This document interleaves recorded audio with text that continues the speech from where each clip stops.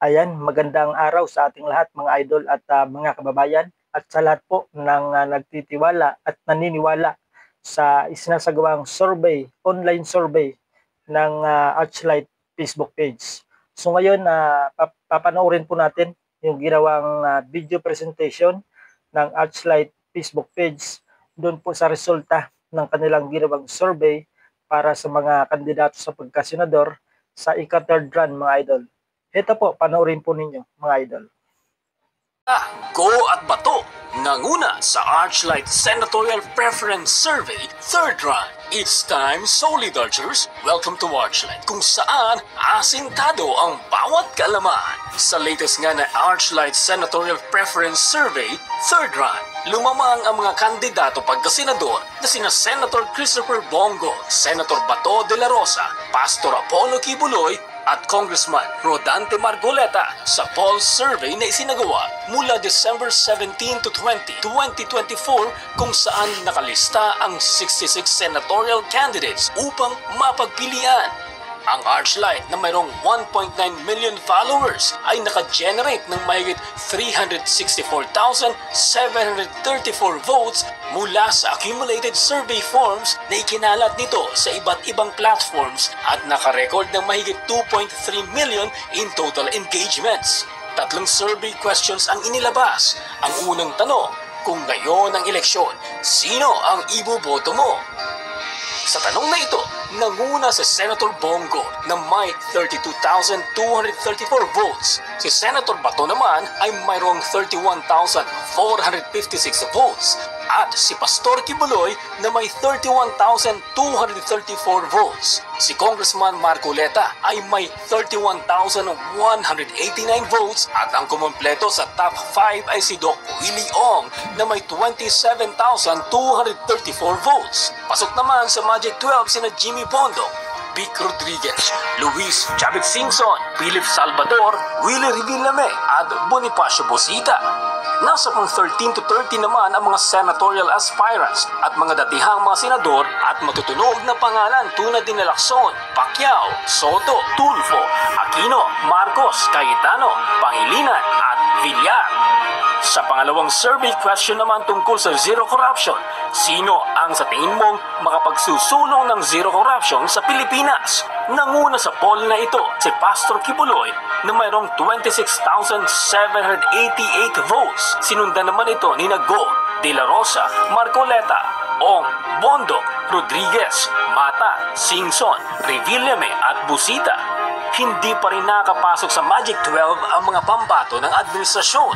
Sa pangatlong katanungan naman na tungkol sa kaunlaran ng ating infrastructure at public transportation, nanguna naman si Marcoleta na may 24,013 votes, si Pastor Kibuloy na may 23,895 votes. Pangatlo si Bongo na may 23,671 votes. Pang-apat si De La Rosa na may 23,265 votes. At panglima si Willie Ong na may 20,481 votes.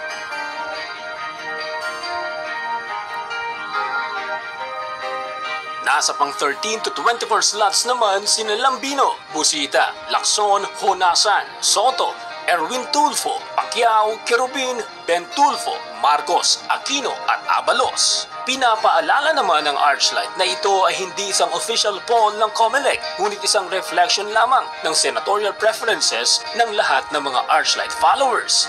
Magkakaiba man ang mga naging pananaw dito ng mga netizens, ngunit marami ang nagsasabi na mulat na ang taong bayan ngayon sa katotohanan, kaya ganito ang naging resulta ng online survey. Ayon sa ilang komento, the survey shows how desperate they are for choosing the present senatorial slate. Have you listened to the news and videos of what is happening? I for one is frustrated of what is happening in our country. Ito ang masasabi natin na may credibility talaga ang results sa survey ang nag-participate, not like sa mga other surveys na 2,400 lamang ang participants.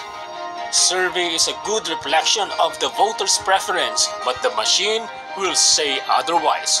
So be vigilant. Mas okay na rin na may ganito kasi sa mainstream media, iba din ang nasa top list.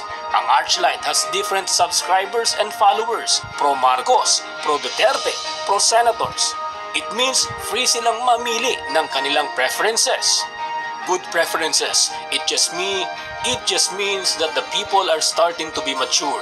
Be open-minded, study and research the candidates of their achievements, their principles, platforms, and history of good governance, and most of all, knowledgeable, because the life in the Senate is about laws that would be beneficial for all the Filipino people. Stop believing what you hear in mainstream media, but be vigilant and research. We can have a better Philippines for our future generations. Anong masasabi mo, Solid Archers?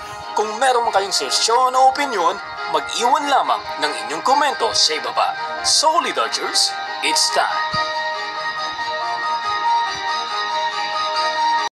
So ayan, napanood po ninyo yung ginawang video presentation ng Archlight Facebook page para sa mga kandidato sa pagkasenador, na kung saan ay makikita nyo po na yung 10 kandidato na pambato po ni former President Rodrigo Roa Duterte o mga kandidato ng PDP laban ay pasok sa top 12 dito po sa isinagawang online survey ng Archlight Facebook page sa ika-third run, mga idol. So nangangahulugan lamang po na malaki pa rin at naroon pa rin yung tiwala ng mamamayang Pilipino sa mga Duterte. Kasi yung kanilang yung in-endorse po ni Pangulong Duterte na mga kandidato ay pasok po sa top 12. So kung nagustuhan po ninyo yung resulta ng kanilang ginawang survey, ay i-like po ninyo yung video ito at mag-subscribe na din po kayo. So maraming salamat po sa inyong panonood at ingat po tayong lahat.